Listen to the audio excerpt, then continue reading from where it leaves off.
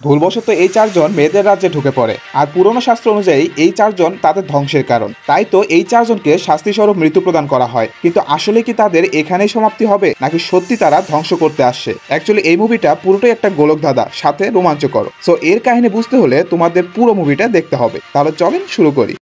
মুভির শুরুতেই আমরা মাস্টার ট্যাং নামের এই লোকটাকে দেখি, যে তার শিষ্য বাজি আর সাহার সাথে পবিত্র শাস্ত্র আনতে যাচ্ছিল।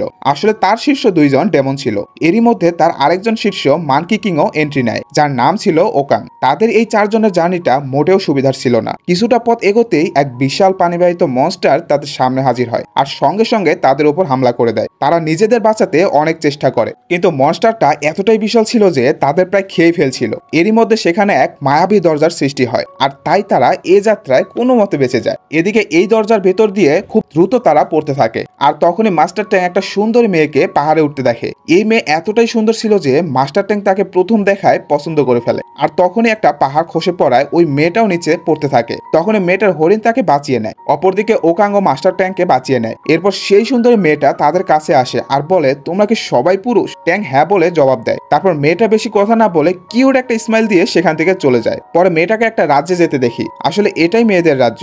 এই রাজ্যে কোনো পুরুষ নেই, এমনকি তারা এও জানে না আসলে পুরুষ দেখতে হয় কেমন। এই কারণে এখানকার রাজা, মন্ত্রী, লাইব্রেরিয়ান সবাই মেয়ে ছিল। এখানে আমরা জানতে পারি এই মেয়েটা এখানকারই রানী। রানী তার বান্ধবীদের বলে, আজ আমি 4টা ছেলেকে দেখেছি, কিন্তু তার কথা কেউ বিশ্বাস করে না। এখানে আমরা বুঝতে পারি এই দুনিয়া অন্য দুনিয়া থেকে সম্পূর্ণ আলাদা ছিল, তাই কেউই জানে না পুরুষ দেখতে কেমন হয়। এখন আপনাদের মনেও কোশ্চেন জাগতে পারে, যে রাজ্যে পুরুষ নাই সে রাজ্যে বংশবৃদ্ধি হয় কিভাবে, বা তারা প্রেগনেন্টই বা হয় কিভাবে? তবে চিন্তার কিচ্ছু নেই, সম্পূর্ণ মুভিটা দেখতে থাকুন, বুঝতে পারবেন। যাই হোক, রানী তাদের বোঝানোর ট্রাই করে, আমি সত্যি 4জন পুরুষকে দেখেছি, বাট এরপরও কেউ বিশ্বাস করে না। তখনই সেখানে রাজ্যের মহারানী চলে আসে, আর সে পুরুষদের কথা শুনতে পেরে সৈন্যদের আদেশ দেয় তাদের 4জনকে খুঁজে বের করতে। এদিকে তারা 4জন বাইরে যাওয়ার রাস্তা খুঁজছিল। ওই সময় বাজি মেয়েদের একটা গ্রুপকে দেখে যারা নদীতে গোসল করছিল। সেখানে বাজি এত বেশি মেয়ে দেখে একটু বেশি এক্সাইটেড হয়ে যায় আর রূপ বদলে মেয়েদের সামনে গিয়ে ইমপ্রেস করতে থাকে। কিন্তু মেয়েরা ইমপ্রেস না হয়ে উল্টো তাকেই বেধম মারে, আর মায়ের চোদনে বাজি তার নিজের চেহারায় ফিরে আসে। এদিকে কিছু সৈনিক বাকি 3জনকেও ধরে ফেলে। পরে তাদের সবাইকে বন্দি করে রাজ্যের দিকে নিয়ে আসা হয়। এই রাজ্য দেখে ট্যাং বুঝতে পারে এটা শুধুই মেয়েদের রাজ্য।